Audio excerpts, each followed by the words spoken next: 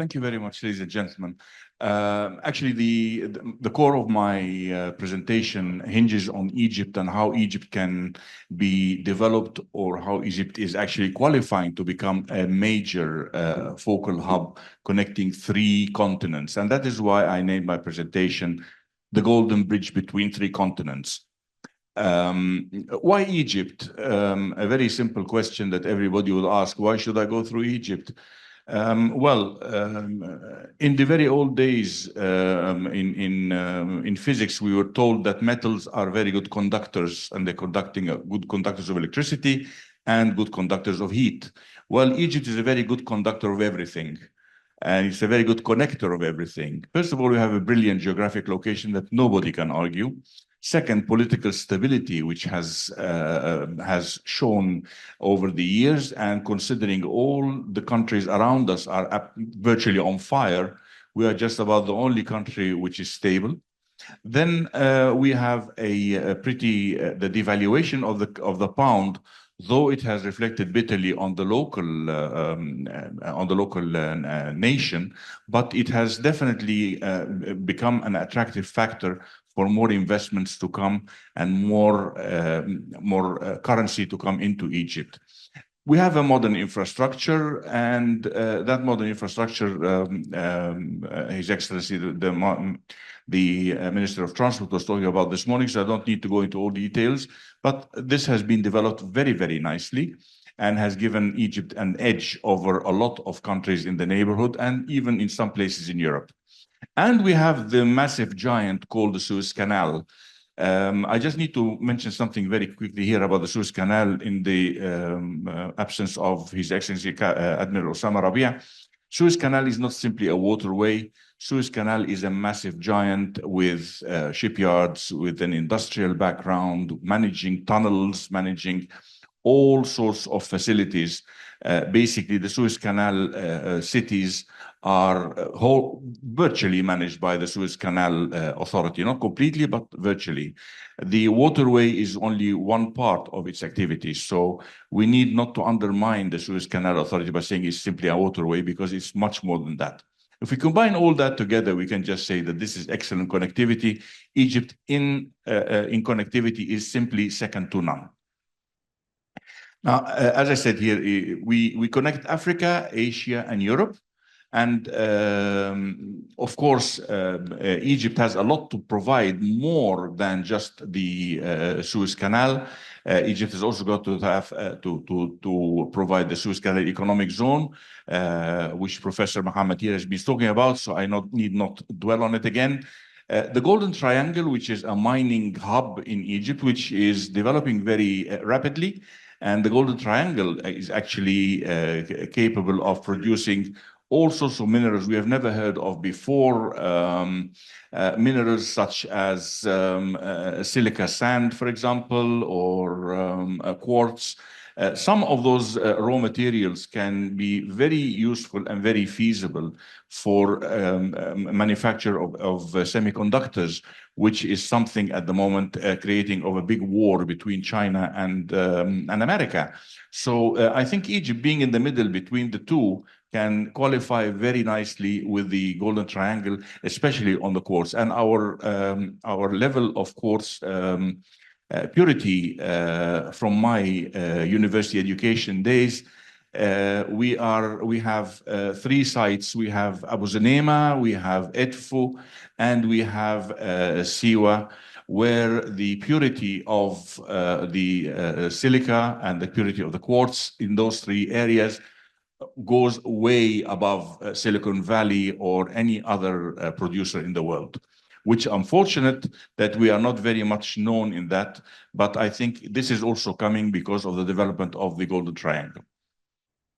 Now, there are several routes that are connecting east to west, and there has been a lot of projects about them. There's the North-South Corridor, there is the Iraq-Turkey Corridor, there is the India-Middle East-Europe Corridor, and of course, there's a One Belt, One Road. I'll go through those in very brief detail.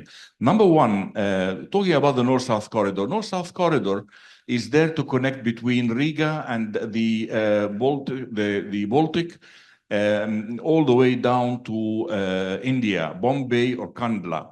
It goes through Russia, and then it goes through rail ferries into the Caspian Sea, and then over Iran, and then into India, be it Kandla or be it Bombay. Now, there's a reference video which details it in full here, in case you. It's also attached to the slide. The distances are shown here. That Kandla to Moscow. Unfortunately, I can't see it from here, but Kandla to Moscow is 5,000 kilometers.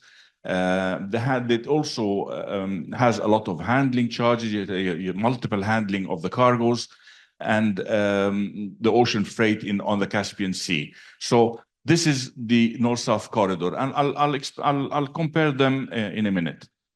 The Iraq-Turkey corridor, well, we need not to talk much about Iraq and Turkey. How can Iraq and Turkey cooperate while they were fighting each other at the moment? So I think this is a dead duck, and it's not going to get anywhere, not anytime soon anyway.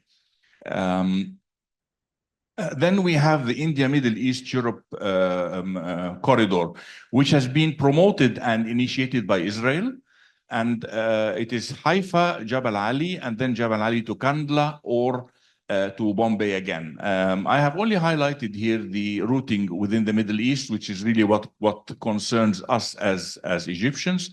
There are two alternative routes, one of them going from Kuwait via Iraq, Syria into Haifa, into Jordan, and then Haifa, and the other route using the old Hejaz rail tracks that are to be rebuilt, and it goes directly to Jordan, and from Jordan again into Haifa. All the distances are here again, and the description in full is on a video link. Of course, at this moment in time, I don't think anybody would like to go anywhere near Haifa with the situation, which is actually on fire, and let's hope it's going to be extinguished soon, at least to save those innocent people getting killed every day. Then we have the One Belt, One Road, and I have a very big objection against one belt, because that's not a belt. That's only half a belt. A belt is round, and this is not round. The so-called One Belt, One Road connects China all the way into Europe, and it goes through various destinations. It goes through Kazakhstan, it goes through Russia, and of course, it goes into Eastern Europe and then Western Europe. There are several problems with this scenario, and the biggest problem is the current economic war between China and the West, and of course the Ukraine-Russian war, where you have sanctions left, right, and center. So you constantly get interruptions for that belt. The road, well, the road is maritime traffic. And we have at the moment this Houthi nuisance, which is really hindering everybody, and mostly the Suez Canal. So we'll come back to that also in a second. Now, the Golden Corridor, what we propose here is that Egypt is a Golden Corridor. Now, the idea of having a Golden Corridor, first of all, if you look at all the other corridors before, none of them touched Africa. And we've just been talking on the previous session, what a massive potential Africa has. Africa is filthy rich and unfortunately also dirty poor. And we need to be more in Africa. We need to expand more into Africa. A lot of targeting has been gone to Africa, like the Chinese, for example, tried to build up a hub in Djibouti, which never really came anywhere. Various other places in Kenya, and they are scattered. They are not really united. But Africa and Egypt especially represent a very big hub.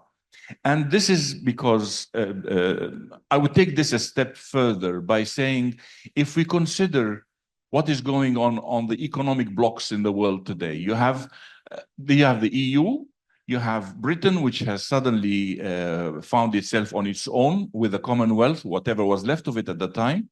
And of course, we have America, the NAFTA agreement, and we have the Chinese and the Russians. And of course, India, which is in itself a continent, if we may speak, if we may describe it that way. Now, if we look at the advantages of utilizing this corridor, it's very simple.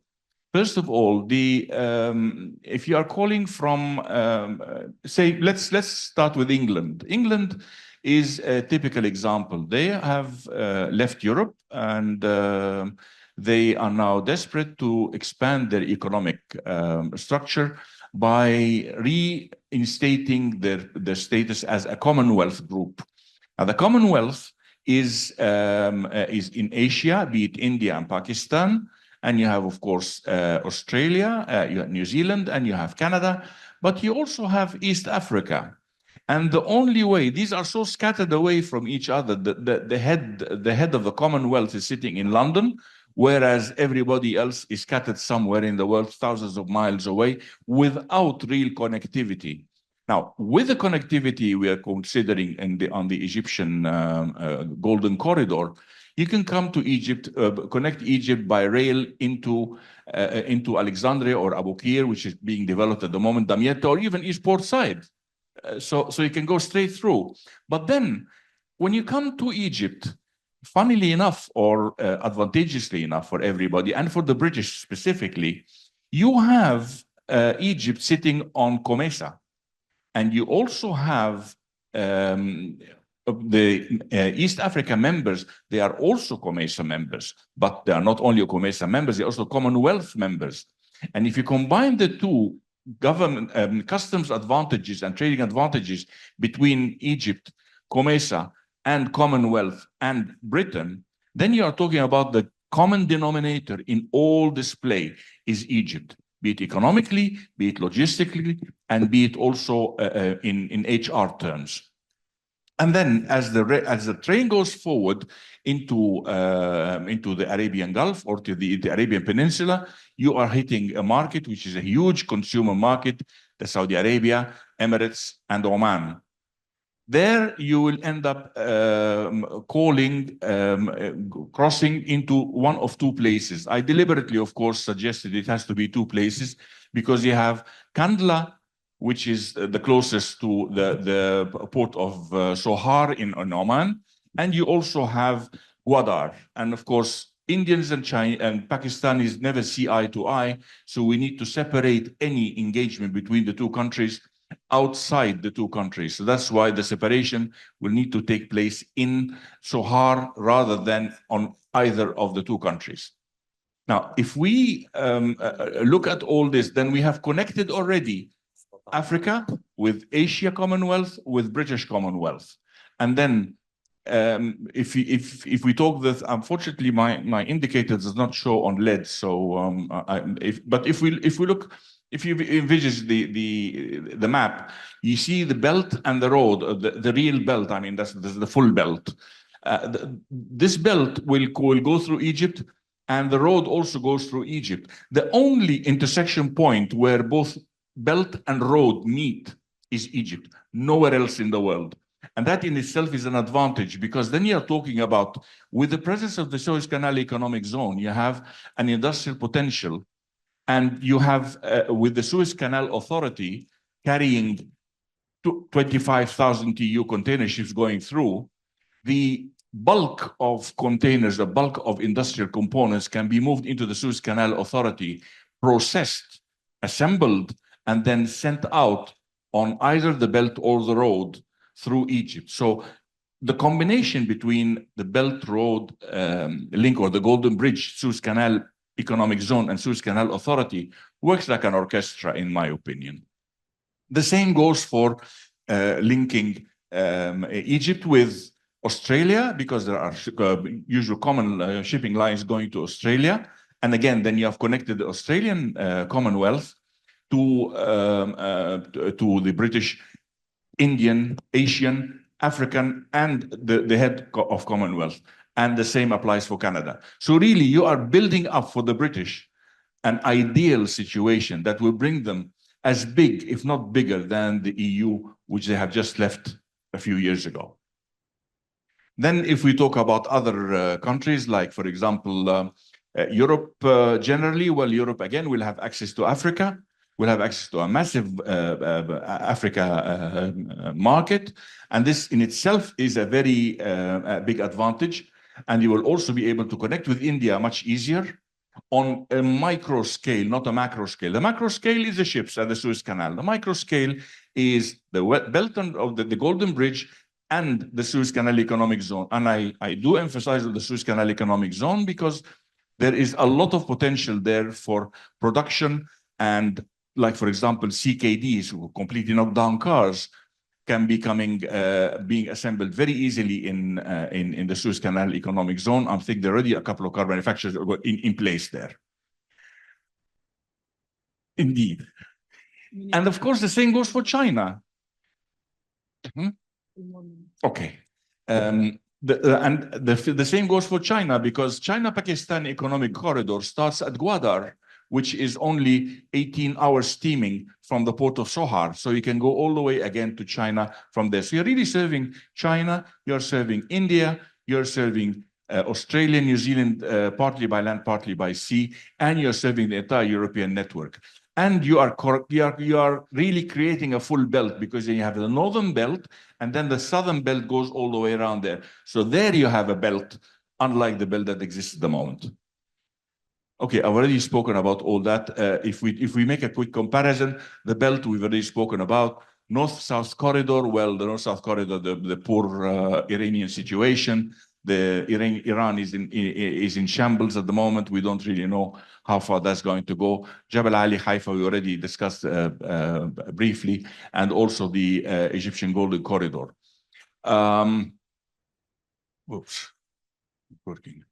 This map shows really the comparison between the various routes. It shows the green one is the Iraq-Turkey route. The North-South corridor is in red.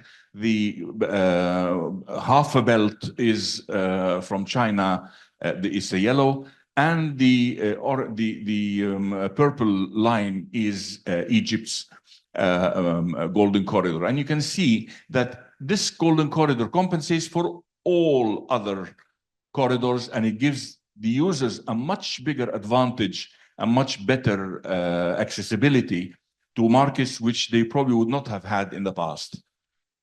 I've already mentioned about the England Commonwealth situation.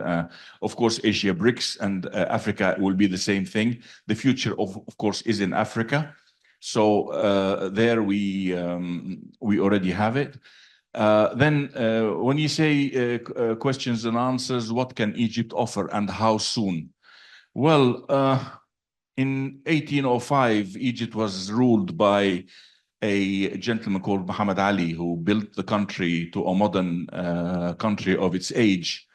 And in 2014, I dare say, another Muhammad Ali came by, and he's also building, but he's building much faster, although he's having a lot of resistance, but he's building much faster than many people will think. Is Egypt ready? Absolutely. When can we start? Yesterday. We can start immediately. What can Egypt offer? Infrastructure, which is modern, facilities, very modern facilities, transport network, which is developing, rail, road, ports, and a lot more. Actually, we can do much more than that. Now, the indication here on the slide shows, I mean, in all details, what have we done in Egypt? How does the transport network look in Egypt? So if you're interested, there is a link there as well. Finally, I would just like to say, well, the sun is rising. It's dawn for the world. This is a wake-up call. And I think in Egypt, we have been very slack on our international public relations, but I would dare say now it's dawn, and it is a wake-up call to the world to wake up to what Egypt is doing. Thank you very much. Yes, well, the doctor's question about will this India-Israel corridor be alive? I doubt it. There are several hostilities that have been created over the past year, and I don't think there will be any hope of that being revived, not in the foreseeable future. This is number one. Number two, if you compare the distances, which is actually on it's on my presentation, distances and costs and so on, you'll find that despite the fact that the economic the corridor, Egyptian corridor, is longer, yet it is much more economical and it is much more diversified, and it opens up a lot of more markets rather than just the Arabian market and the Jordanian and the Israeli market. No, it opens a lot of markets en route, being mainly almost the whole of Africa. And if you look at Africa with at Egypt relationship with Africa, it's very important because you're talking about the whole of COMESA, and there are a lot of agreements of COMESA agreements that Egypt can always extend to the users of this corridor. I don't know how that politically will work or according to contracts, but I'm sure this would be extendable. Thank you, sir.